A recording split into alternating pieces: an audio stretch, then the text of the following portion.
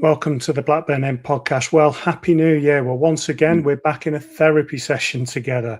As fans, we feel like the effort we put in is not reciprocated by the club itself. And whilst I say that once you put on a Rovers kit, once you call yourself a Rovers employer, I will support you and trust you as far as I can. It would be remiss of me and Mark not to be honest, not to give our true opinions. And when it comes to things where we think are going wrong, we're going to have to just say it. Whether you guys agree or not, we're here to break everything down Blackburn Rovers on and annoyingly off the pitch. It's been one of those weeks, so buckle in. There is a disclaimer that there might be some choice language this week. It's getting a little bit more difficult to kind of censor ourselves, but here we go. So Rovers start their 151st year with their 150th year anniversary kit as it finally gets its outing. But even though the kit was beautiful, the football certainly wasn't, as they fall 2-0 to Wrexham at home. The fans fume over the performance, as well as seeing more players getting injured, as my boy Hedges is now out the long term. After gifting Charlton a 2-0 lead, Bradford comes to the rescue to save a point as the game finishes 2-2. But we're all starting to ask questions as the cracks have been showing and the papering over it is just not working. So it's a huge transfer window and we await this apparent early business as the club needs to do something because we're about to play Hull City in the FA Cup and then we've got a tough game away at Ipswich. But I'm not on my own. Mark, Happy New Year. Happy New Year indeed. Rovers aside, I've had a lovely New Year. But I'll be honest, Rovers are trying their very best to ruin it. And as you well know, Mike, because me and you have had a few conversations over, obviously all the time, but the last couple of days in particular, I'm a bit cross today. My cross voice might come out once or twice. Yeah, and we are going to try and talk individually about the teams. I say this every time when we have two games. Sometimes they merge into one. But we did put out the match reaction for the Charlton game because it was a particular long one, so to speak, which was a bit strange. But I think after the week that we've had, we deserve to have a proper moan as fans. So let's start with the Wrexham game. It was a pretty poor showing. We're going to lose 2-0. This was the initial match reaction. I'm absolutely disgusted and livid. But that's just about the fact that the goalkeeper shirt wasn't an anniversary one. I was disgusted by that. Goalkeeper's always forgotten about. Okay, on to the game, mate. It was just shit, wasn't it? First goal, got to question players' positioning, alertness. Could he have narrowed the angle a little bit more? I can break that one down in the pod a little bit, but I think everyone saw what I saw. Second one, I tell you, sometimes you've got to hold your hand up when a good goal goes in. It was a good goal. I probably got to question my boy Hedges a little bit. I think he could have maybe tried to challenge for the header. I mean, you can't just let the ball drop like that. You've got to go for it, which leads on to something I actually tweeted out. I don't see us winning many headers if we're centre forward, unless it's the centre backs. I really don't. We don't really contest them. We don't go for them. It's like all we do is let the ball just go and we watch it, let them win it free, and then we try and get the second ball. It's a bit pathetic to watch, to be honest. It was really irritating me. From a tactical point of view, I just think that Ismaël's given up a little bit and he's just waiting for players to leave and players to come in. If I'm being honest, it does seem like he's just wasting time, really. Putting Axel up front, like we said. I think it's just rinse and repeat of what we saw against Sheff Wednesday, except we got taken to the cleaners with it. Disappointed. I'm glad that these anniversary shirts and anniversary games have gone because the anniversary game we lost and the anniversary shirts using that we lost. So let's move on. Well, that was thoroughly depressing. I think the only people to come out of it with any remote credit are the young lads. Thought Litherland felt so sorry for him getting a hamstring injury that's been so predictable, and that is a recurring injury now potentially for him, all because we've just used and abused him. Hitchen came on, thought he did really well, good touch, can actually pass the ball. It's nice to have a right centre-half that can do that. I thought George Pratt did okay again, but some senior players need to have a look at themselves on that pitch. I thought they were throwing the toys out the pram a bit. Henriksen worked hard enough, but you might as well give a Dlamini, Valentin Joseph. You're not going to change my mind on that. You might as well give them a run out, because what he's providing up there is just appalling. But it's not for a lack of effort from pretty much any of them. Bradford did a couple of bits where he thought, oh, he's got something, as he does every single week that he plays now, but it's just not enough from him. There's not enough from any of them. They're lacking in quality, they're lacking in depth, they're lacking in energy, lacking in belief. And the fact that you don't bother changing something, formation, players, from sort of 65 minutes when it's pretty clear it's not been working all game and it's not been working for the last few, you've got to look at the manager. I know he's not got many options, but you've got to try something. You can't just let it play out as it did. It's absolutely Happy New Year, same old Rovers. Couple of happy chappies there.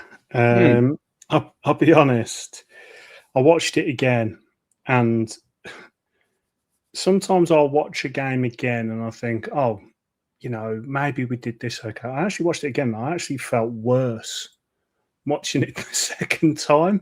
Yep. Now you've had chance to kind of digest that game from a singular level. How do you feel about that game? Fuming.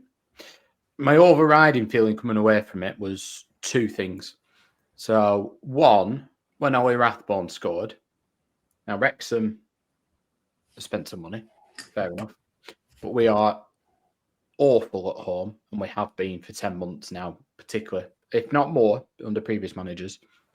He has overseen us be fifth in the table, and the home form's been disgraceful. And home form is one thing, away form's another, and they can be counted separately. I accept that. But the fact that the home element is where we are struggling is not just about, oh, well, we're picking points away from home. That's where the bulk of your supporters are. They're the ones who are coming week in, week out, Tuesday nights, in the cold, in the rain, in the snow, and they're watching absolute tripe week in, week out. But the fans, when it went 2-0, once upon a time, would have gone absolutely bonkers. And instead, there's a few murmurings, a couple of people half chuckling as if to sort of say, yeah, of course that's going to happen. And there was just a total sense of apathy. And, well, of course that was going to happen. And that is a damning indictment. But my other overriding feeling was anger for Matty Litherland, a young boy. I stand by my words in my reaction. We've used and abused him. That could have happened at Middlesbrough after 60 minutes. He was blowing out his backside. It could have happened to Musa Baraji in the same game. These players have not played any football, really. And you know what it's like when we don't personally know what it's like, but you know from watching players, when they go into a first-team environment, he might be the fittest boy in the under-21s. You see adrenaline dumps happen. And he was absolutely on his feet after 60 minutes, and he kept playing him against Middlesbrough. So to do the same again and then kind of go, oh, another injury. No, that's on you. And it's bang out of order, because that young lad now, a hamstring injury, is an injury that potentially, hopefully not, touch wood, is a recurring injury. It's not like a break of something, and we'll come on to that one in a minute. But it's a potential career-defining injury. Look at Owen Beck. Owen Beck has barely played football in 12 months now because he can't get over this hamstring injury we saw with David Dunn, Ryan Niambit. The players are endless. And we've now caused him to have an 8-week injury that might potentially, hopefully it doesn't, but potentially have an impact on his career. All because, well, we'll just stick him out there and he can do a job while with nobody else. And this is the thing that frustrates me with it when it comes to the injuries. And I don't want to pipe up about the strength and conditioning side, but I do think that we're not advising players properly, but we're not advising the manager properly of when a player should be done. Because the one thing that you learn when you're coaching, you go on all these courses and so on, and the FA put on these really nice, and UEFA get their fingers in as well. They teach you about puberty, and puberty with lads that are growing, and up until the age of 21, you're growing. You're still growing. Your body's doing different things. I mean, you look at like what Messi had to go through and so on. But like, take me, for example. I wasn't particularly tall as a kid. So I was pretty average height. I just carried on growing, and I got to 6'4" by, I think, about 20 years old. But when I was, 17, 18, I wasn't that high. I was still growing. So you had to look after yourself. You had to look after your joints. And these players, they need to be advised, but the manager needs to be told, well, actually, this lad's still growing, so you can't push him. He can't play the same kind of first-team football. You look at Wayne Rooney back in the day. He was a man at 15 years old. You looked at him, and he had a 5 o'clock shadow at 15 years old. So you kind of know that from a puberty point of view, he's not far off. But some of these lads, they're quite slight, and they need to be looked after. So I'm completely with you on that one. You've got to manage these things better when they're younger. Yeah, and then I'll be honest, I've said a few times now, and right up until last week, I've said, for tongue in cheek, but I don't know if Ismaël's bang average or awful. I'm off the fence because I heard his interview after the game, and it was excuse after excuse. I watch him on the sidelines. I watch him just make like-for-like subs. He won't stick his neck out and try and change the game by going 4-3-3 because then it might be on him. If he just takes off Hedges and brings on Pickering, well, if it doesn't work, it's not my fault. What else do you want me to do? But he was whinging about, we had no energy. Well, Ryan Hedges has been out injured. Now, the break of his leg is nothing to do with a recurrence of an injury. I get that. But Ryan Hedges has been out with an injury in early December, and we know he's really important to us. Harry Pickering played a couple of weeks ago at Sheffield Wednesday, did quite well. Hedges goes and plays at Middlesbrough. Why have you not then played Pickering? So that was one that's annoying me. So there's some fresh legs. Tom Hitchinson, if you're willing to play him in other games, maybe give him a game. Maybe not. I understand that. But Yuri Ribeiro, all of a sudden he's disappeared off the face of the earth, can't get a look in. You've got Dion Deneva on the bench. All right, defensively we question him. You could play him further up the pitch. You're not telling me he wouldn't do as what Henriksen, and it's not a pop at Henriksen. He's working his knackers off, but he could do just what Henriksen could. Taylor Gordon-Hickman, personally, think he's absolutely rubbish. However, Musa Bradji's desperate to get an injury. You're asking for trouble. Why are you not playing Gordon-Hickman? He's, we're led to believe, actually an Ismaël signing rather than a recruitment team. You've got Brandon Powell doing well in the reserves. He's on the bench. Why not? We've seen what Henriksen could do, and it just smacked of, well, there's nothing I can do about it, so I'll just go rinse and repeat. We saw it at Middlesbrough. I understood why he played Henriksen up there. I didn't think it particularly worked in a creative sense, but I thought it did work in terms of a team structure, and I kind of got it. At Sheffield Wednesday, by half-time, it was clear that's not going to work anymore. To then go again against Wrexham was ridiculous. And then we'll come on to the next game because he compounded things there. And it was a manager just going, well, there's nothing else I can do. And I also felt it was, coward, a bit of a coward act, because what he's not willing to do in game or before a game is change something that then might put the focus on him. Instead, the focus is kind of on, well, look how crap our squad depth is. Whereas he keeps talking about, we don't have this and we can't do this and we've changed formation. Well, then don't stick with it. If you don't have two strikers, and we do, Max Targay is choosing not to play, whatever you think of it. If he's turning around and going, well, we need to go and recruit because we've changed formation now and, we haven't got two strikers. So we've got to play Yuki 90. Well, no one's holding a gun to your head to play two strikers. Change the bloody formation then. You play with what you've got. And it's just, I've had it with him, if I'm being honest. And but this is where I really felt he was being a martyr. And this is like a self-preservation. Look what I'm having to deal with. Look at the shit I've got here. Yeah. Again, it could come down to being badly advised by coaches, him not listening. But whatever it is, it's poor management, because in today's world, you shouldn't really be playing players that much out of position as putting Axel up front. You just shouldn't. You've got youth systems that you can dip into, and we've got a very, very good one. So you've got that side of things. You've also got the fact that it is possible for you to change formation, exactly what you're saying. But it just made me feel like it was self-preservation. He was acting like a martyr, shrug your shoulders, make the excuses, and the stubbornness really not to take that risk. And I'm glad you brought that up, because it was something I felt that if you put your neck on the line, I actually think people would respect him a little bit more right now. Now, there's times where we've called him and we said, that hasn't worked. But if what you're doing isn't working, you can't just sit and hope that it's going to start working. You've got to change it up. And it's not been working now for a few games. We're going to get a result against Millwall, but they gifted us that game. If we're being brutally honest, they gifted us that game. And I sat here and I was really positive, and I was saying, maybe we're turning the corner. Maybe I've been harsh on Ismaël. But then he proves us kind of right again. And I'm glad you've said what you said, because I do feel like he's not willing to take a risk and put himself out there. No. And I don't know. I'm not inside his head. I'm not inside the club.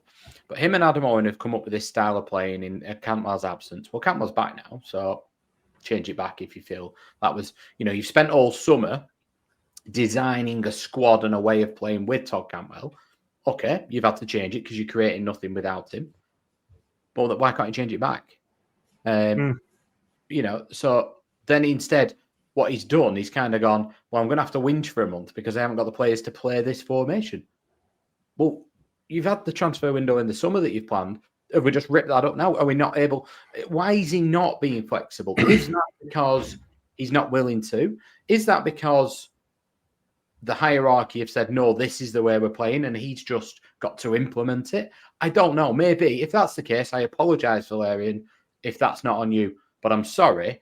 If I was a head coach and you're the one stood on the touchline that's going to be taking the pelters, you wouldn't just accept that, surely. I mean, you've seen what's happened with Man United today. You could say, this is what they paid the money for, isn't it? He's literally sat there most of the time at games now. I see him getting frustrated on the sideline, but not really trying to do anything tactically. Nope. So I'm not seeing him giving any tactical direction. I'm not seeing him looking to motivate. He just looks pissed off the whole time, or, like I say, acting like a petulant child, like just sat down, like, look at the shit I'm having to deal with here. It's like, well, no, your job is to make the best that you can. We said before, it's making chicken salad out of chicken shit. That is your job at this football club as a manager right now. Managers previously have had to do it. We didn't rate Schmodix, but a manager turned him into a good goal scorer. We didn't necessarily rate Ben Brereton Diaz. He was told that he wasn't going to make it. He then goes and does it. Sometimes you've just got to keep working, keep coaching, and then some players will get better. We was worried about the George Pratts and the Litherlands coming in. They've come in and done well. As a coach, as a manager, your job is to make the best of what you've got. And I really feel like he's just not doing it. And it goes back to what we said 2-3 weeks ago. What attributes does he have as a head coach or manager, whichever way you want to put it, that we can say that is what you do? Because I thought he was going to be just a very strict manager, but I don't even see that anymore. And I'm bouncing around all the time with my opinion of him because I'm trying to make sense of the senseless. And I'm with you right now. I'm just like, during this Wrexham game, it did have that inevitability about it. It was a joke. Let's talk about the first goal. They just hoof it forward. We don't deal with it. Pear's positioning wasn't the greatest. He seemed a bit sluggish. He's going to be very disappointed. Now, there is a difference between making a mistake and should have done better. He didn't make a mistake, but he should have done better. But all it does is go into what the one thing I brought up. can we win a header like anywhere on the pitch? Everything seems every 50-50 seems uncontested. Yeah. You know, the ball gets hoofed up. You just see that Ohashi and Campbell, I know not the biggest, I know they're slight. They don't even go for it. They just let it bounce, let the other defender and try and get that second ball. And sometimes they're not even trying that. Midfielders, they're not exactly the biggest, but they're not necessarily going for it. You know, defensive, okay, you know, we are trying to go for headers, but I don't know. It just feels like we're so weak in the 50-50 now. And I thought at the start of the season that we tried to build on strength and pace. And I know that we sacrificed a bit of technique for it, but I don't even know what our ethos and identity is now. I was really excited at the start of the season that we changed that ethos, and I don't know what it is anymore. No. And the counter argument people are giving us is, well, it's the recruitment with loads of injuries. Well, I blame him for some of the injuries because, you know, the club talked about John Eustace flogging people and using the same players and not rotating enough. Well, you go back to that team against Wrexham. Let's say now they're not moving from this 5 at the back. That's the way they want to play. Ainsley Pears could have been dropped for tort, so that's not an injury. Ryan Hedges is his first choice because if he'd have wanted Harry Pickering or Dion Duneva, he would be there. So Scott Wharton's out. But maybe at the beginning of the season, they were playing 4, so it would only be Wharton or Carter playing, probably alongside McLoughlin. Matty Litherland is then in because Alabiosu's away. Okay, so that's 1. And then it will be generous, Carter or Wharton, 2. Baraji, Tronstad, Cantwell. Well, that's probably his first choice. He might want to put Marista in there, but I don't think he probably would. And then you've got Henriksen instead of Gudjonsson. 3 players. That's 3. He's chosen the rest. So that myth is out the window. The reason we've then got another injury is his own fault for Litherland. The Hedges one isn't. But it was just inevitable. I was stood in the crowd. I'll tell you how inevitable it was. On the way to the game, and I don't do this very often, my nephew was next to me, and he's, as we were live on Sky, the betting markets are bigger. And he was talking through what you could bet on and things. You could bet on how many times a player would get fouled. So I went 4 or more fouls against Lewis Miller, not because I thought he'd be fouled 4 or more times, but because he spends most of the game on his backside, claiming he's been fouled. And Ollie Rathbone, who has been a Rovers fan, but we didn't want to sign him, and has played really, really well recently. I knew where he'd be playing. I like to have a pop at goal. I thought he's going to have more energy than us. He's going to get the second balls. He'll get stuff that drops. Ollie Rathbone score, Wrexham to win. 140-1. Thank you very much. It was inevitable. That was a good Hitches bet right there. But yeah, bringing up Gudjonsson, I don't want us putting all our eggs in one basket, but it is obvious that we're now relying on him for goals. We've said that his qualities are there. It's pretty obvious that he's arguably our best player. I think some people would say now.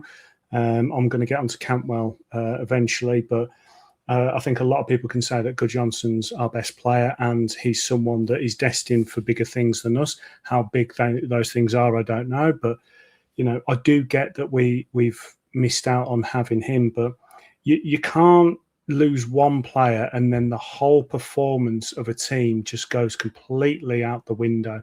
And that's what was frustrating for me. I mean, the second goal, I'm going to hold my hands up. I thought it was a really good goal. I thought Hedges probably should have challenged for that header when it's coming over him before it drops. You can't just let the ball drop in the area like that. You've got to get something on it because you don't know what's behind you. There was people saying Pears should have reacted. I'll be honest. When you've got a ball being battered 8 yards out or 10 yards out, whatever it was at you, you know, you're not necessarily going to react. I'm going to say that was just a good goal. But the reaction just wasn't there. And it's one of those frustrating things where it's one of the games where we looked at the fixtures and we need to do it again of looking through each game through fresh eyes and saying where, you know, was we really that bad? But this was one of the worst performances, if not the worst performance, in my opinion, for the season. Would you agree with that? Or would you say there was worse? The Charlton away sticks in my mind. That really does. But at home, this is the worst one I can remember because there was nothing Now, there was a lack of energy in the team, but again, I put that on the manager. He chose not to play Deneva, Gay, Gardner Hickman, Pickering, Ribeiro, Tote. He chose not to play them. But there was nothing in the game. There was no sense that we would create anything. Or Hashi's working. It was exactly what it's rinse and repeat. Or Hashi's working his knackers off. Cantwell's far too deep. Cantwell didn't get fouled once in the game because he was giving the ball. He was releasing the ball as quick as he could, actually, not holding on to it this time because he didn't want to get clattered. He didn't really look like he wanted to know. Well, I think we need to move on to the Charlton game because we are going to start leaning into that one a bit more. So do you want to give some quick three-word reactions? The very popular three-word reactions that seem to be being used by other people, but we'll use ours. We'll use ours for today. Howard Taylor, additions needed ASAP. Richard Kilshaw, apathy all round, summed it up for me. And Neil Liver, League One bound. I've started to think the reason I got that one, and it was because I have looked at us over a number of weeks and thought we're going to struggle here. After that game, I thought, no, we are actually banging trouble. Well, now let's talk about the Charlton game. So this one, I know that it finished 2-2, but I was more pissed off after this one than I was the Wrexham one. And it was because of the combined two games. And not only that, but the previous games. So the match reaction is a long one, a very long one. So we did put it out on X. So if you have listened to it on X and you don't want to listen to it again, fast forward 7 minutes, because this is 7 minutes. It wouldn't even let me put it in the normal play. So we're going to have to do it a little bit different now. But this was our initial reactions. Well, it's probably a good job that we don't record these at half time, because I think people would have learned some new foul and abusive language. I was coming for Ishmael. I was infuriated the other day, particularly with the Litherland injury. I was infuriated with the starting lineup, and then even more so with the way we were playing. And to cap it off, like for like subs again at half time was tipping me over the edge. I'll have to watch it again. I think we've got out of jail-ish, but I'm not convinced that was a tactical masterclass from the manager that did that. He's going to have enough in it to whinge about. He's going to say that they shouldn't have had a penalty, we should have had one, and he'll point to that. But I know he's working with very, very little, but he's making it worse. I said last week I wasn't sure whether he was bang average or rubbish. I've come off the fence now. He absolutely needs to go. If you list probably the last 15 managers, there's very few of them that we've had that wouldn't be getting more out of this team. And I know there's not much in it, but he cannot just keep throwing the same try and expecting different results. And that's what he's doing. Fortunately today, and he's got a really honest group of players, thought that full credit to Tom Hitchen. A couple of hairy moments that he had where he was really tested mentally as well. I thought he did really well. I thought he was brave. He was trying to get forward. Or Reardon to be thrown on at half time. A group of lads you don't know. There are positives there. Thomas Kaminski's effort at the end. If that was Pears, I think we'd have been giving him absolute pelters. But there's just so much wrong with the squad. We know that. But he doesn't get anything out of them that anybody else wouldn't get. For me, he's got to go. Okay, you guys said you liked the raw alcohol-fueled reactions. Well, I've had my bottle of Bolsinger, and, well, here we go. This is a long one, which is more like a say for Miller's throws. I mean, can we even class those throws as long anymore? But you want it raw, so here it goes. Well, first off, Nathan Jones is an absolute weapon. I can't stand him. He sets his teams up like today. So many niggly things that they just get away with, which just shows how weak these EFL refs are. they could have had so many yellows and we could have had penalties. There was a potential red card there. I think we need to break that one down, mate, because I did feel like he led with the elbow into the back of Hash's head there. And then they're going to get a dive to get a penalty. I'll be honest, mate, I may just be done with football as a whole and jack it in, because this is some weak shit that I just can't handle. Even our players go down easier than Bonnie Blue. It's just so weak. I've seen a couple of times where I don't know. It could have been a red, but it just feels like the ref was just against us again, and they just don't want to give us anything. And I know it sounds like it's whinging, but it just feels that way.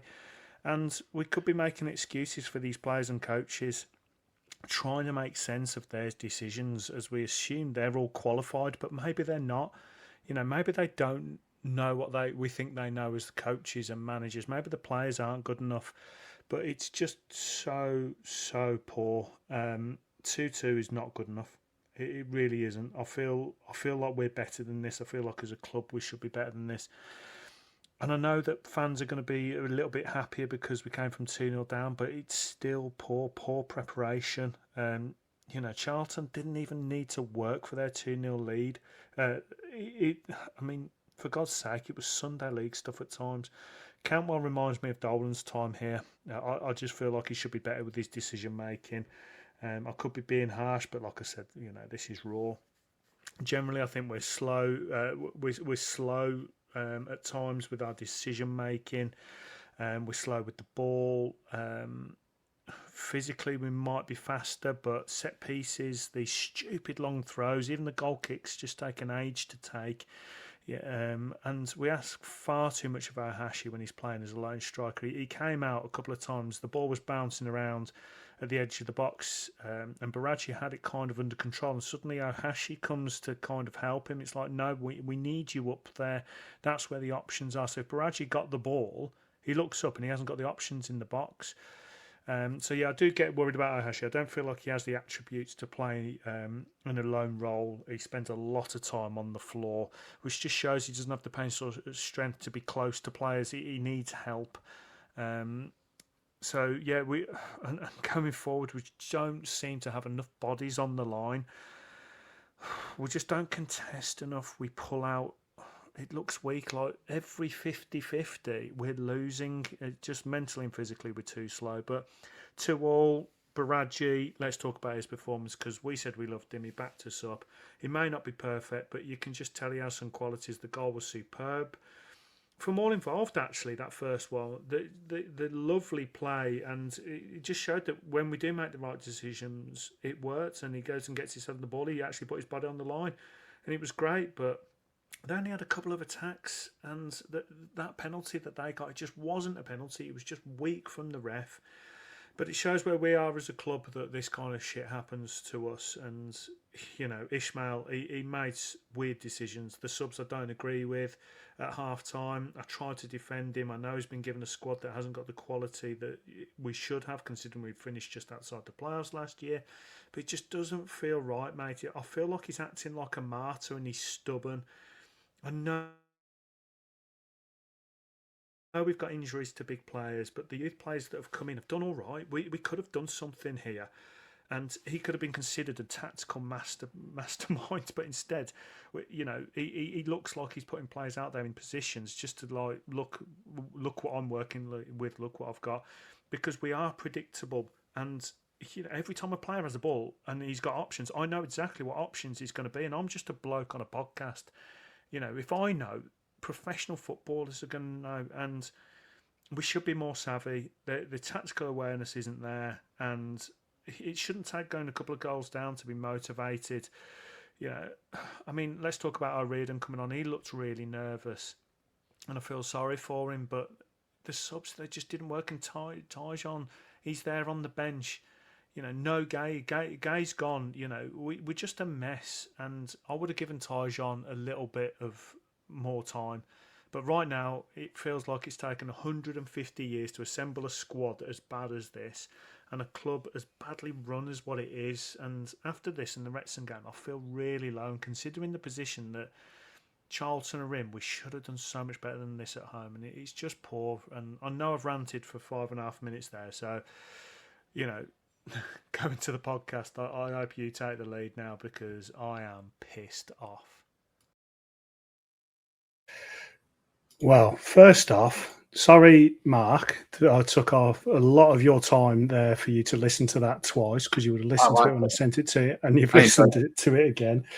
Sorry to everyone that you've listened to that. So I'm now going to give Mark the floor because I've not changed my opinion one bit. So, Mark, you take over here, mate, because I agree with everything you said. I still think that what I said was my opinion. So over to you. I've just been absolutely infuriated. I've been infuriated with fans who have said, oh, well, at least we came back and got a draw. I think that's a good result. It's not a good result at home to Charlton. It's a game we needed to win. We've just clearly been accustomed to absolute shy. There was a bloke behind me in the ground midway through first half, turned around and said, this is 2 League One standard teams. The difference is Nathan Jones will get more out of his team. Completely agree. And that leads me on to a bit of an Ismaël rant. So for those people who will stick up for him, the only managers in recent history that have a worse record, and people will go, oh, it's the recruitment. It's not the recruitment. He has taken over a team that were 5th in the table. We'll talk about individuals to start with. Mike Targay, whatever you think of him, we were getting a tune out of him. That West Brom game, think back, 2 goals, the saviour, the main man up front, feeling like we were playing to his strength. He thought he was the bee's knees. He was celebrated by the away end. Whether you think he's a good player or not, I fall on the side that I don't think he's that good. We were getting the best out of him, and that is your job as a manager. Mike Targay looks like he couldn't control the ball, can't stay on side, now not even on the bench. That is how he's handled individuals. You go to Harry Pickering, tells you Harry Pickering's a nice lad, but not good enough for me, don't want him, he can go. Then plays him 90 minutes. I go Tyjon. No, I'm not playing him, I'm playing Henriksen instead because he won't sign a new contract. Then has him on the bench and then doesn't use him. Makes himself look like an absolute plant pot. You look at his record. His record as a manager at Blackburn Rovers is appalling. It is only saved by the fact that fans are focusing on Rudy Gestede, recruitment, Venkis. Otherwise, he'd be getting absolutely battered. The home record, we all know about. But I'm going to go into win percentages. So in terms of win percentages, the only managers in recent history, you can count Henning Berg if you want, who only had 10 games. Michael Appleton only had 15 games. His is worse. Brian Kidd, Steve Keane, Paul Ince, Owen Coyle. Appalling. And people have turned around to me, well, who would you have? Well, I'm not. When you will judge him now, just forget all the complications, simplify it. Would Gary Boyer be getting more out of this team? I think he possibly would. Yeah. Would Paul Lambert have got more out of this team? Well, yes, he did, because he got more out of a very similar team. All right, he had, Jordan Rhodes left him very early, don't forget that. But he had some couple of quality players, but Marishta, Gudjonsson, Cantwell. Would Tony Mowbray be getting more out of this team? You're damn right Tony Mowbray would be getting more out of this team. Would John Eustace be getting more out of this team? Yeah, we'd be sat mid-table. And you look in the rest of the championship, what the guy said behind me, absolutely spot on. Would I want him near my club? Absolutely. Hell no. But would Nathan Jones get more out of this team? Yes, he would. Man for man, Charlton are worse than us, and he's getting more out of them. I just look at us and I think he's what we need right now. Yes, we need some good recruitment in January. I get that. But what we need right now is somebody to make us more than the sum of our parts. We have to be better as a team than we are individually. And he is at best, if I'm being kind, par with our level of abilities. And I actually think he's way below par. But he doesn't make individuals better. He's got lucky with some of the youth players that have come in and got us out of a massive hole. He's got lucky that Pears has come in and performed. Now, all right, you could argue he's unlucky with all. But I think he's lucky that Tronstad is performing how he is, because He's fuming. You can see it in him every game. He's lucky that Hedges has performed how he is. These are not tactical masterclasses. And the way we set up against Wrexham was the final straw. So he set us up against Charlton, He set us up. We've seen now against Middlesbrough, I'm going to park that, against Sheffield Wednesday and against Charlton, Wrexham at home, we're creating absolutely nothing. Change it. So what does he do? Well, do you know what? Actually, we've got an injury, so I'll put Hitchen at right centre-half, okay? And I'll put Miller at right wing-back. Right, well, that's not really changing it. You've just kind of fudged it for a bit. Fortunately for him, Hitchinson looked comfortable on the ball, made a couple of errors, and I'll come on to him in a minute in the positives. Please make sure we do, because I think we need to finish maybe on that. But he's put Gardner Hickman back in when all of a sudden he wasn't fit enough the other, or he wasn't good enough the other day, won't bring him on, won't do whatever, won't rotate him, but now he's going to start him. And he was what he is. He's bang average. He works hard, fine. But going forward now, we're creating nothing, bear in mind. We're playing a Charlton team that you know are just going to come and absolutely housery their way through a game, try and kill every minute, try and nick a goal, be good at set pieces. We set up with pretty much the same shape, except Baradji didn't seem to know where he was. He certainly wasn't playing where Henriksen was playing. At one point, we set up with a back five, and they were in a bank of five. They were sat there.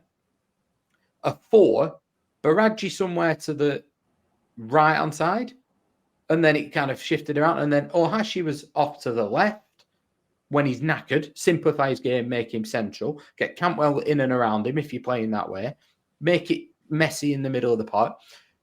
For some silly reason, though, the penny dropped.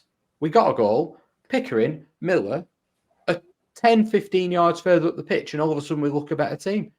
Well, why have you not set up that way? He's set up to contain Charlton. That can be the only solution. And that is idiotic and ridiculous decision-making. So, for me, I've had enough of him. People keep going, oh, well, who will be better?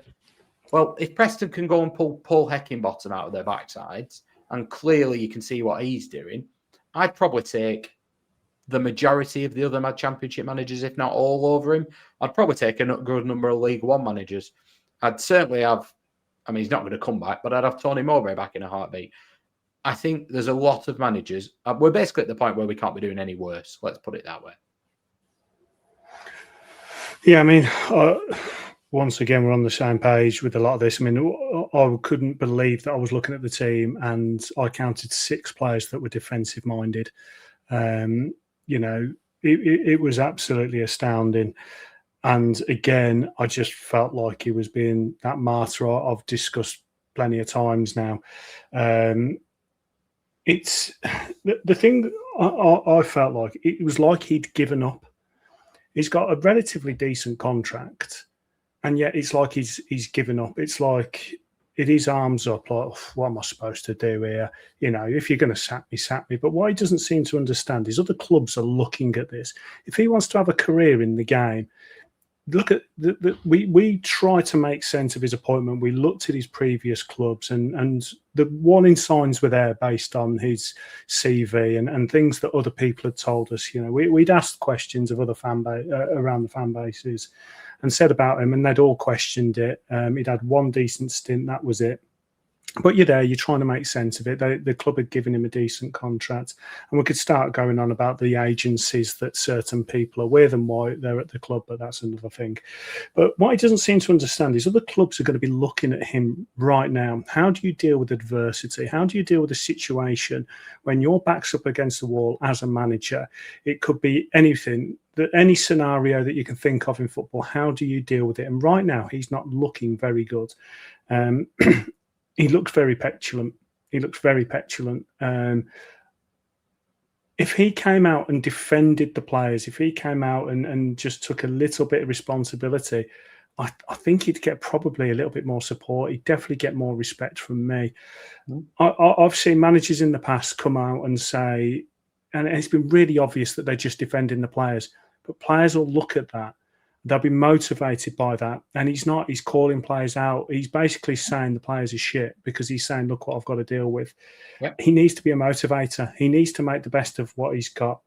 And when you spoke to me about previous managers, I had a little look, and I've got it in front of me now.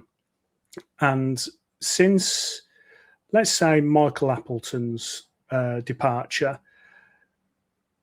we had Gary Bowyer.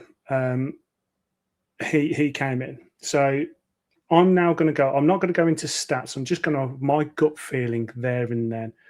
Was I or was I not disappointed to see this manager go? Gary Bowyer.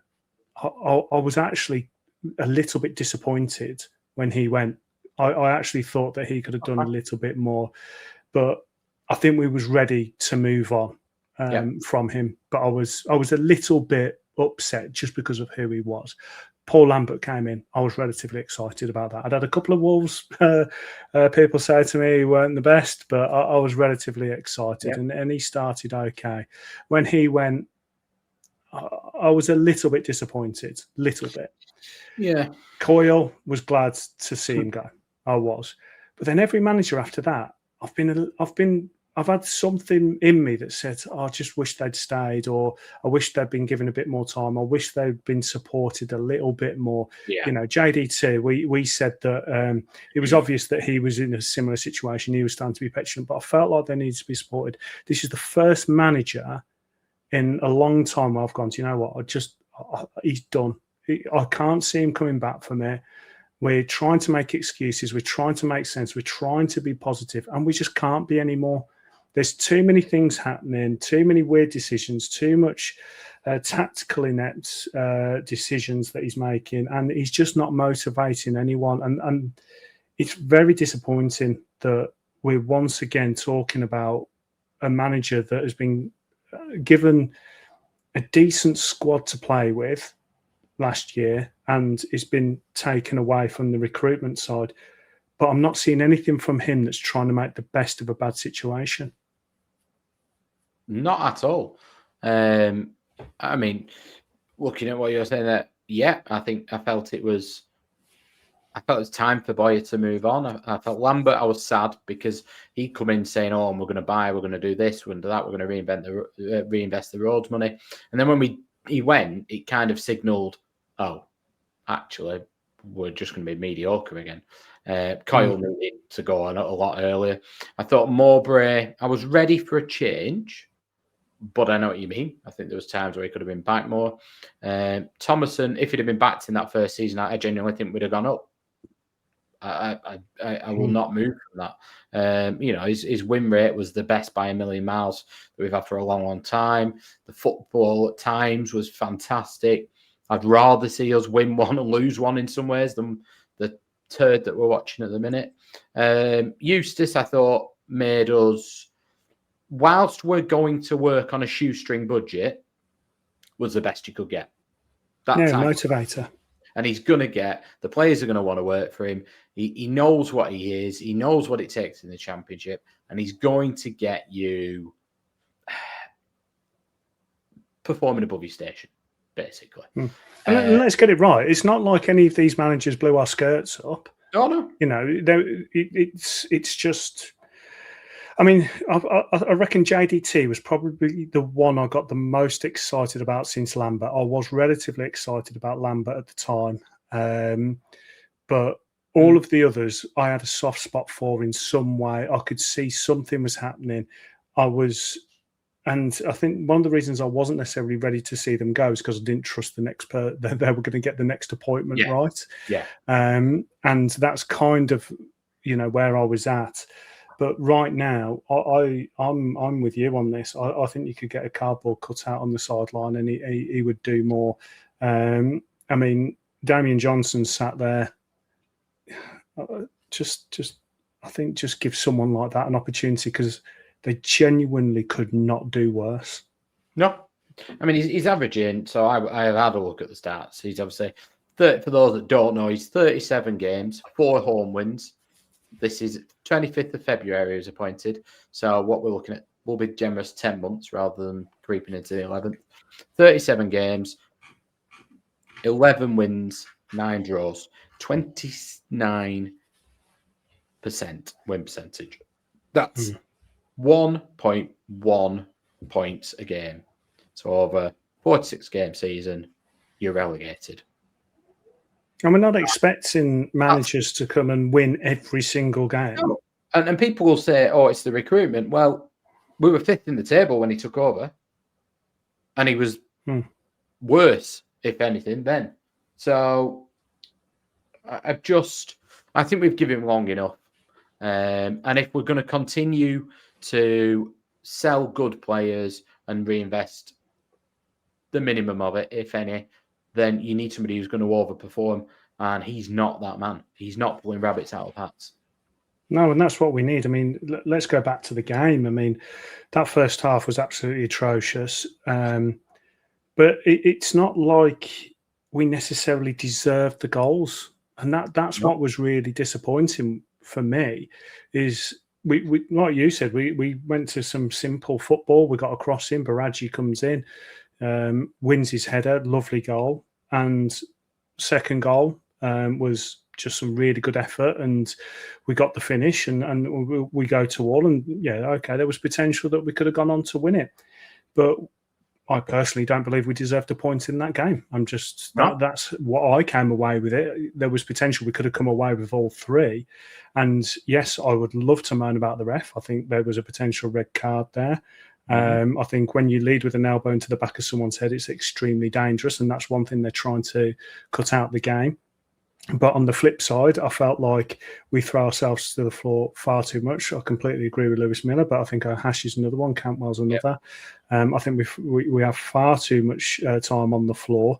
50-50s we're just pulling out of, and I think that's fear of getting injured. I just came away from it feeling extremely flat. It felt like there was no planning involved. Like you said, Nathan Jones is going to come and do Nathan Jones things. I mean, I think he's an absolute cock, but he knows how to manage at this level, and he did what needed to be done. But we made Charlton look very decent, and that's how bad we were. We were appalling. I think I'll try and look at some positives. I think we've got the excuses we need to drop pairs, and he said Tote's coming back in for the whole game, so that's that one done. I thought that Hitchen was tested a couple of times, made a couple of errors, but conversely to when I was saying about Ismaël just taking the easy option as a right centre half is to just sit there and say, you know what, I'm just going to sit in my shape, do the simple things, give the ball, give it to somebody straight away. Instead, he was taking a bit of a, it was a nervous start, wasn't it? And then he really eased into it. Yeah. And he was like, Miller, give me the ball. I'll try and take it past him. Didn't always come off, but the desire to try and change things was there from him. That flick that he had, and a half volley was a great effort. I thought Miller did okay at right wing back. He's better there than right centre half. I'll leave it at that. Tronstad managed to keep himself calm when he was clearly fuming. I thought Cantwell was further up the pitch and got on the ball more in those areas, so I was more pleased with that. Deneva came on and didn't give a goal away and was willing to get the ball in the box. And it was nice to see O'Riordan. And considering he's come on at a club where he will feel under pressure, we're being linked with other centre halves because now apparently we can loan people. We're happy to do that. And Championship players with experience are actually something that you do need apparently now. Who'd have thought it? So we're looking into that market. O'Riordan's going to feel under pressure. We've shipped him out to Doncaster. He's not been chosen in favour of Hitchen. Fine. I am absolutely fine with that. I think that's okay. Hitchen probably deserves that chance. So you bring him on at half time and you put him in the centre of the defence. Very high pressured position to play. Most difficult of the 3 to play. That's where you always put your experienced player. That's the one where you're not necessarily picking somebody up directly, but you do I step out? Do I not? You kind of control in the defence. I think he possibly did it because, well, 1, because McLoughlin's left-footed, but 2, because possibly Deneva's made a few errors playing left wing back. and he might have wanted the more experienced man there. I don't know.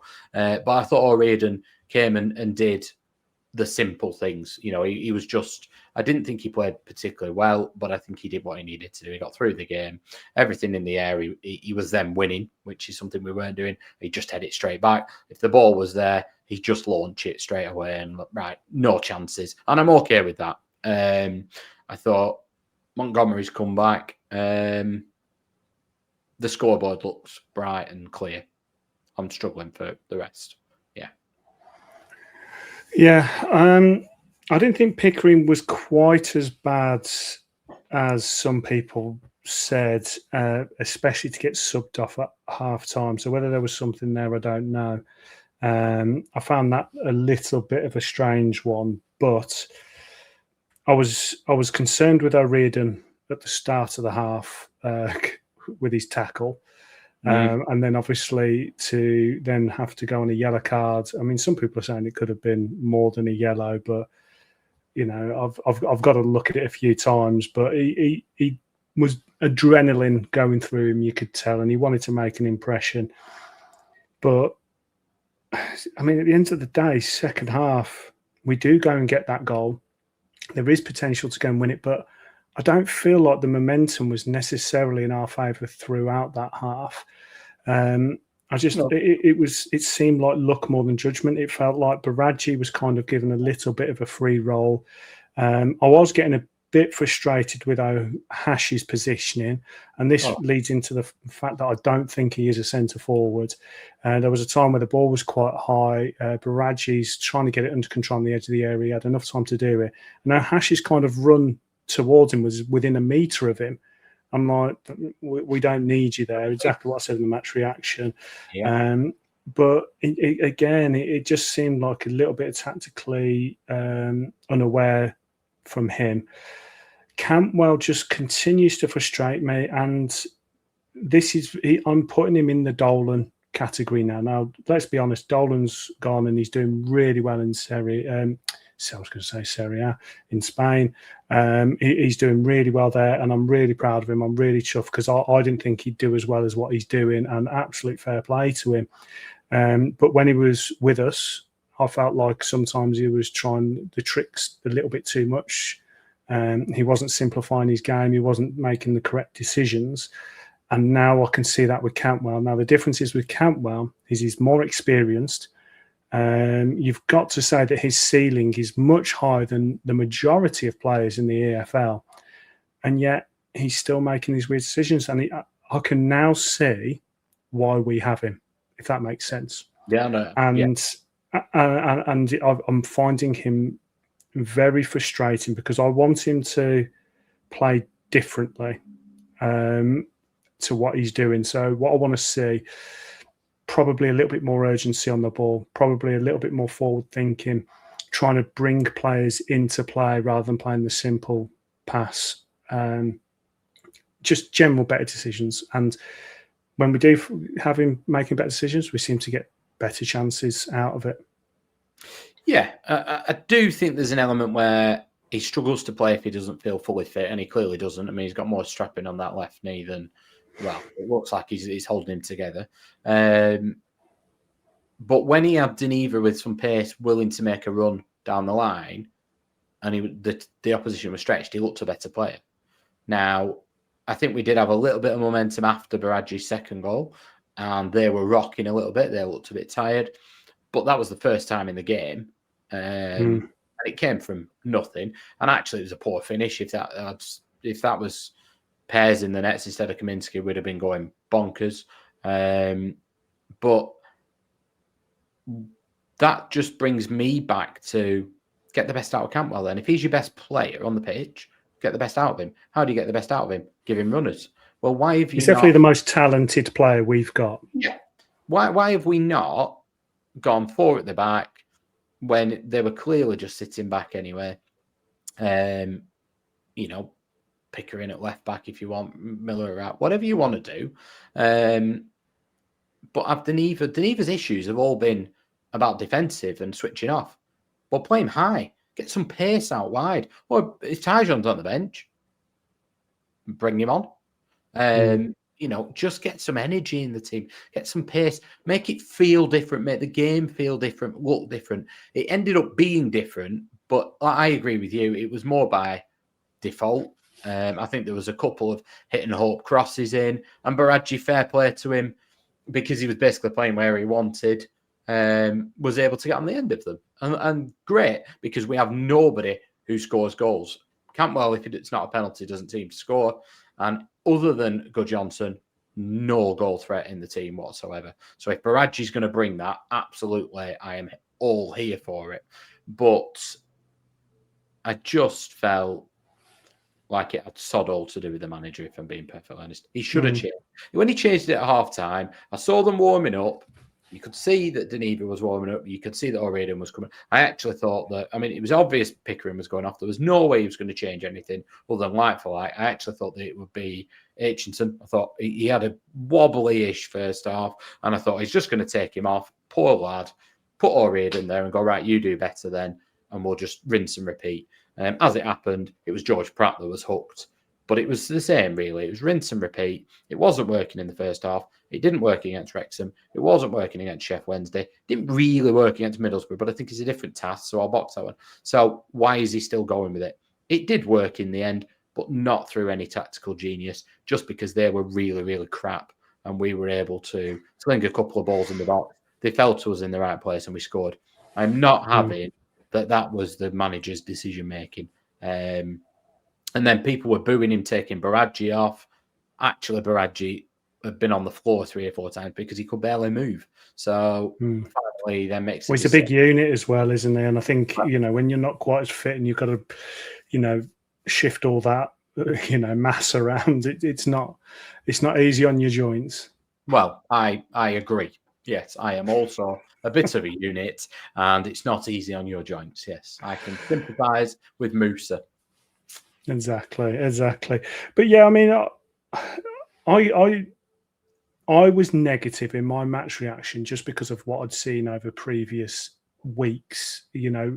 Odd game, I was making excuses. The odd game, I was relatively happy. But generally, my feeling over the last few weeks has been pretty negative.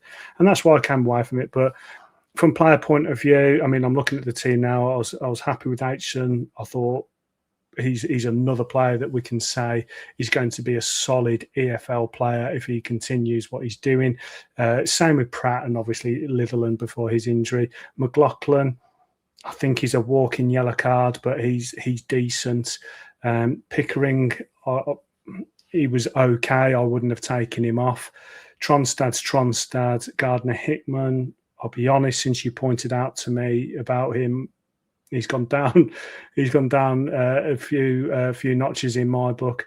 Miller was frustrating me with his throws. We'll get onto his throws in a sec. But Cantwell, Hashi, and Baraji in that final third, they just need to work better together. Baraji. Yeah. We say that we can see a lot in him, and you can tell he's got this relaxed way of playing, find the space, and I quite like that. He seems like he's got the strength that's going to hold people off, that he can afford the time to do that, whereas Baraji and Hashi and Cantwell don't have that time. They don't have that time because they don't have that strength to hold people off. Baraji can afford that time. So I just think we need to use people that little bit differently, and this goes back to the manager needing to make the best of what he's got. Now, I do want to talk about how we slow the game down and how we are predictable. Now, this is something that I've noticed for quite a while. We have spoken about it, but let's put it all together as one.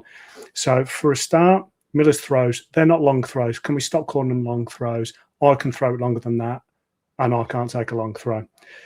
Corners, we take a lifetime to take them. Free kicks, we take a lifetime to take them. Goal kicks, we take a lifetime to take them. I just feel like the set piece side, I can see that they're trying to bring in some nice routines. But do you just think we're far too predictable now? I just think we're poor. I think we are very, very poor. And our corners, we've switched in, swinging out, swinging. We've completely flipped that for some reason, and it's not working any better. I think some of the players take responsibility and just ignore Miller and take the throw-ins quicker. And we do it when we're on top. You're absolutely right. There are times where we are on top, we've got the momentum, get at them. And instead we give them a breather and we let them reorganise for the sake of a throw that doesn't reach the first man. I think the best one he's ever done was the one at Sheffield Wednesday, the last kick of the game. And the rest just don't reach. I'm incredibly frustrated with us at the moment. And not any of the players. I think the players could not give any more. I think they are working their socks off. I'm not just convinced they believe in what they're doing, but I think they're giving absolutely everything they've got. I think they are figuring it out themselves, sometimes on the pitch, though. And I'm really worried about the upcoming fixtures. I would love to know a stat on minutes the ball's in play for us. Because it does feel like when I watch other games, the ball's in play and moving, and there's a little bit more speed to games when I'm watching other teams than ours. I feel like we try and slow the game down far too much. Did you watch any of the commentary game? The Birmingham City one. Yeah. So there's two teams there. Same schedule as us. 12 o'clock kickoff. All right, there's a bit of a derby element to it. But the pace that game was played at was the only time we've ever done anything near was the Preston game. And it was two teams wanting to win. Our game felt like two teams wanting to just kill time and hope that they got not out. Wanting to lose. Yeah. Yeah, I mean, I'm trying to find those stats now while we're talking. But it does feel like we slow it down. And the one thing I took away from the game as well, and it's something that I know that we've spoken about being predictable. When we have the ball down and we're looking to play it, every time we do it, I can near enough tell you exactly what's going to happen 90% of the time. Yeah. Like it's either going to be, if we're in the left back position, I know we're going to try and hit that right wing. It's going to be a long ball straight across. And it's happening far too many times. And sometimes in American football, you'll have, it works as plays. So you'll have a play and then another play, and that's kind of how it works. So you'll set a team up, your opposition up. You'll run the same play 2 or 3 times, and then you'll hit them with something different. They think they know what you're going to do, and then you hit something different. That's just general sports that you should be doing that, and we don't do that. It seems far too predictable. We need to have some intelligent play, and we're not seeing that. And I can't necessarily always blame the manager on that, but maybe he's not giving the players freedom to actually express themselves. Maybe Bradford had a little bit more freedom, and that's why he got the results at the weekend. But I want to see, I just want to see something a little bit different now and again. And sometimes we're just far too, predictable and boring. Yeah. Fully agree. It's absolutely predictable, boring. I mean, that sums it up, doesn't it? We've I think before the game yesterday, there were 5 teams that have conceded less and 2 that have scored less. It's frustrating. It's frustrating. So was there any 3-word reactions that you particularly... Yeah, the ones I've gone, we've got Gestinho. What was that? Aaron, good friend of the pod, Mr. Aaron Boyce. Time to go. Mick Fox, insert bluetick.jpg. Clutching at mediocrity. And I think they just summed everything up. What were we watching? What was the formation? I could see it against Wrexham. I didn't agree with it. There was a bit of flexibility in the formation at times, but it didn't work. But against Charlton, it felt like even Bradford didn't know where he was supposed to be. Time to go. I fully agree, Mr. Boyce. And clutching at mediocrity, yes. If you are happy when you are where we are in the league with the fixtures that we've got coming up and the form we are in at the moment, to celebrate or be happy with a draw against Charlton, you've got a problem. That is now 1 win out of the last 1, 2, 3, 4, 5, 6, 7, 8 games, 9 games. Does it extend beyond that? 9, 10. And let's be honest. A lot of these games we've thrown away. We've thrown away points at times, and other games we've just played really, really bad. It's with our own. I feel like we're not being beaten. We are beating ourselves. Well, there's some poor teams in the Championship. There's games there that we could have won. We've just double checked. It's 1 win in 10 now, and in that time we played Charlton at home, Wrexham at home, Sheffield Wednesday away, Portsmouth away, Oxford at home. 1 win in 10. It deserves sacking for that alone. And if we look at the teams around us, there's some teams here that, you know, there's teams that are playing further up the league that I didn't expect, and I don't want people to go back to my predictions because they were absolutely atrocious. But you know, Sheffield Wednesday have gone. Okay, so then you've got Oxford, Norwich, Portsmouth, Rovers, Charlton, West Brom, Swansea, Sheffield United, and Southampton from 15th and below.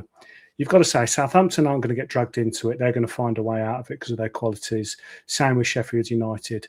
So then you look at the likes of Swansea, West Brom, Charlton, Portsmouth, Norwich, Oxford, and us.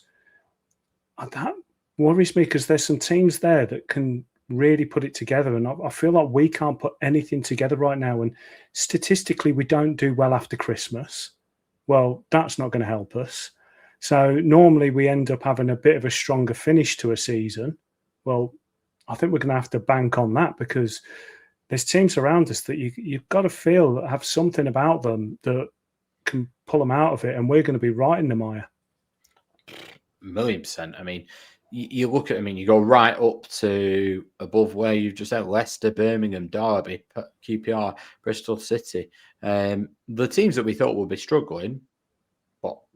Preston, I think they're miles away. Preston, Hull, and Watford, I think, and they're all up there. Shows what I know about the EFL. Well, I think we were both of the same opinion. But I look at Norwich. I'm sorry, Norwich will get out of it. So we have to make sure we are above Sheffield Wednesday, Oxford, and Portsmouth. And we have beaten 2 teams that at the start of the game were in the bottom half. We've won 2 games against team in the bottom half. And that was Southampton and Leicester. And that's got to come down to poor motivation and poor planning. It's not good enough. And I'm sorry, but I just think we are banging trouble. And I think the only way to change it now and to improve it is to change the manager. How long has he got left on his contract? It's another couple of years, isn't it? 2 years, 2.5 years, yeah. Well, we go into the Hull City game, FA Cup. It's going to be a little bit of a respite, I think. He's going to rotate. He's already said Tote's going to play. I like to think he's going to rotate most of the team. There was promises that business was going to be done early. We've recorded this on Monday evening. So potentially someone could come in between now and then. I can't expect an influx of players like they've spoken about, but there surely has to be 1 or 2 coming in. Because all this talk, it can't be just blind hope from him. There's got to have been something said that means he's making the comments that he is. I've got to hope that there's a couple of players at least coming in that we can actually look at and say, do you know what? That's a decent signing. That's going to help. We can't just keep having cross fingers and hope. It's got to be that when signings come in, we can actually see a plan and say they have improved us. And not just improved us as a squad, but improved the first team. They've got to improve the starting 11. And I admire your optimism, Mike, but history's told me that that's not going to happen. And the problem we've got is we've heard this under Mowbray, Thomason, Eustace, and history tells us it will not happen. And it certainly won't happen quickly. And the problem we've got is from those seasons, it cost us playoffs, promotion. It will cost us our place in the league if we don't fix this quick. And I'm still seeing people making comments saying, well, look what happened last time we got relegated. We go and get Dark and Danny Graham and all of these start firing and we come back. I don't think we're set up the same as what we were. I think No. I think from a youth side, we've probably got more players that we can necessarily rely on to be first team or to be in the squad for the first team. But I feel like we have more kind of talent around the team, and I know it's something you brought up with me. Oh, we definitely did. And the other thing we had, Mike, that's the only time in the past hell of a number of years where we've got more points in the second half of the season. And it was when Mowbray came in than Coyle. We need to do that again. That's the level of the feat that we're talking about here. And the reason that we got out of League One was because we had Tony Mowbray, who knew what he was doing, and a good coaching staff, experienced pros. And I'd said to you the other day, I looked at that League One team, and I think there's only Tronstad that actually gets in that team. So the team that played the most was Raya, Bennett, Nyambit, maybe not in the right positions, but let's say they were playing three at the back to make it comparable to today. Well, Raya's better than Pears or Tot. Bennett, I would have over Miller. Probably not over Alibiosu, to be fair, but the experience thing comes into it. Then they had Nyambi, Lenihan and Mulgrew. Well, they're all getting in. Conway on the left probably gets in. Tronstad's probably better than Smallwood. Then you've got Corey Evans or Bradley Dack. Well, I'd certainly have Bradley Dack over Cantwell. Danny Graham, as much as I love Good Johnson, I'd have Danny Graham all day long, and Adam Armstrong. That was our League One team, not the team in the. It's a great base. And even then, Mowbray planned how to get out of the league, and 3 games into the season went, shit, that's not working. We're going to have to go a bit more route one here. We're going to have to find a way to win games. And he found a way to win games. Do you think this manager is going to do that? Because he can't change anything. No. And what's concerning is we're now having the likes of Alibiosu linked to Everton and so on. And it's just like, we can't keep pulling rabbits out of hats. We've said this so many times with signings. You know, the recruitment hasn't been great, but we are finding players now and again that seem to do well. And then it's like we're looking to move them on. We're seeing them as an asset that appreciates, and we get rid, and that's another thing we're just not building. So, yeah, extremely frustrating week once again. Let's look at the FA Cup game now. Then, what do you want to see in this fixture? I'll be honest, we could do without the game, but I think we've got to see it as a chance to reset, a chance to give people who need a break. So he has to not play Ohashi. And his interview, to be fair, yesterday, as much as I don't want to listen to him because he winds me up, he said Tort's going to play, Montgomery's going to play, people like Musa Baraji will have a couple of weeks to work on for the Ipswich game. And that has to come into the thinking. I know we're talking about the FA Cup game, but we've got we're playing Ipswich away on the Saturday the week after. And then on the Tuesday, we're Swansea away. So it has to come into his thinking. He's got to basically tee players up now for that run of fixtures, because it's a hell of a run of fixtures and it's important. The whole game, in the nicest possible way, you don't want to get demoralised. But if we go and lose 4 or 5-0, I couldn't really give a hoot. It's just what impact it has on the players. So I think he's bringing Tote back, great. Let's have a look at Hitchinson. Let's have a look at O'Riordan. Let's have a look at Tyjon. Put Gay in the shop bloody window. I don't really care. Somebody who needs minutes, Montgomery, get Ribeiro playing. Get them all in for me. Just change the whole lot and let people get some minutes. Like Cantwell, sort out whatever is the reason he's needing to look like Pinocchio with his knee. Henriksen, the same. I just think you use it as an get the game out of the way. If people need minutes, they need minutes. Yeah, and the FA Cup means a lot to fans, but the state that we're in, you've just got to sacrifice it. It's the only way. It's about staying up.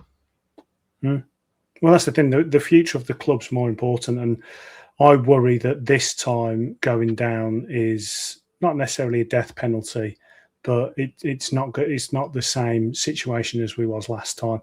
So we need to find a way of doing something. And do you think Ismaël will be in charge come the Ipswich game? I don't think he's in any danger. And part of the problem you've got is the apathy in the fan base. The fans were fuming with him, but were there major chance of Ismaël out? Not really, because the apathy set in. There were chance of it. But then you do get other people going, well, what's he supposed to do? Look at the recruitment. So, but I stand by. There's a significant amount of managers that will be getting more out of this squad. And it's not a great squad, but they would. No, I agree. And I think it's best we end it there on that note. Mark, it's been a negative week, but I'm not expecting next week to be much more positive, but hopefully we'll have some signings to talk about. Absolutely, we are. You know, we're bringing loan players in. We're bringing linked with cash in. We've been linked with experienced Championship players like ex-Dingle Ben Gibson. We have been told that they know what the budgets are. They know who the targets are. So there's no reason. You know, they've been working on it since the end of the last transfer window, haven't they? So, you know, we'll have I think 3 or 4 in the door, and they'll all be first team ready. I hope you're right. I hope that wasn't tongue-in-cheek, but let's be honest, we don't know what to think anymore. But no, thanks for joining me this week, Mark. No, sorry, it's been a negative one, but I think enough was enough this week. Yeah, and I'll put your comments down below what you think. We read them, we try our best to reply. But I think right now everyone sees this as a bit of a therapy session. So put your comments down below. What did you think of the previous 2 games? What do you think of the reign of Ismaël? What do you think of the recruitment going forward? What is the most important part that we need to improve on? Because right now it seems like everything. But hopefully everyone has a good week.